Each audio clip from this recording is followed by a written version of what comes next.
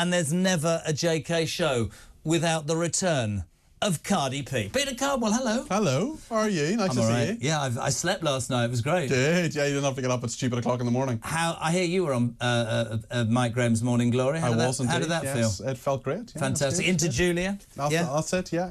A woman you'd have to taser 5 times, unlike that rugby player.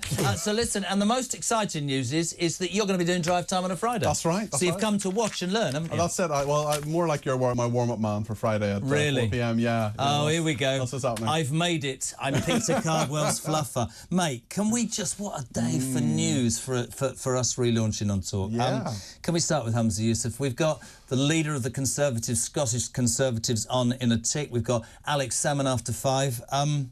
I never understood, this is me being serious, how a woman who sort of disappeared in disgrace, how her, right-hand man and cohort could be just drafted into the position. And I always sort of believed, the minute all this stuff came out with Morell, and you remember the Widdy Bago at the mother-in-law's house, and now he's been charged. God knows what happened to Sturgeon. I just felt like it was untenable anyway, right? Yeah, and also he's had a real shocker of a year. Everything he has tried to do has gone wrong, whether it's dealing with hate crime that's been really badly managed, and Police Scotland say there are all sorts of problems with it. Do you remember that Isla Bryson story? Yeah, of course, the rapist, yeah. And I kept saying it, and people were frowning at me going, hold on a second, Isla Bryson raped 2 women. Yep. Raped 2 women and then said, oh, I'd like to change my sex, so I go to a female jail, and they allowed it. And you think to yourself, you're going on about that, you're going on about green issues, and actually Scotland's on its backside. Yes, it is, and there's so many people who say, well, actually, hold on, what about crime? What about the drugs problem, for example? What about life expectancy? And actually, the SNP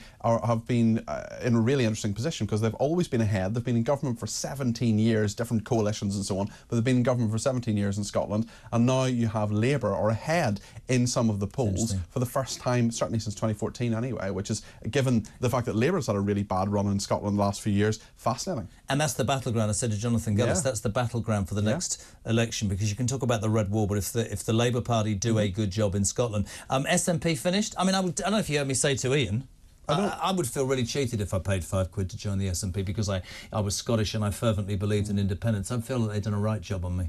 Well, it's interesting. I think they will still have their support. There will still be people who will be lifelong supporters. And the big question is, who comes next, and how can they kind of rescue the SNP as well? You've had these very charismatic, good communicators. Tarnished, aren't they? Very tarnished, very tarnished. And the question is, who can kind of rescue them? I mean, the thing was, Alex Salmon was an incredibly charismatic leader, great communicator. Then that all ended very, very badly. Nicola Sturgeon, whether you love her or loathe her, a good communicator, someone who comes on the media, you know what she thinks. Good communicator, what, he tried to get ahead of the British government throughout the pandemic to score political points, and was slagging off Boris Johnson left, right and centre, and lo and behold, what were you actually up to, Nicola? Come on. Well, duplicitous woman. That's politics, Jeremy, and Jimmy Cranky. By the way, say good afternoon to Steve Bott. Hello, Steve Bott. He says, I'm so happy with the new schedule. When I listened last week, no disrespect, but I considered switching off. When I woke up to Mike's Morning Glory, I was more than happy. You will be as well. He's on at 6:30 till 10, Monday to Friday, followed by the irresistibly talented, that's what it says here, Julia Hartley.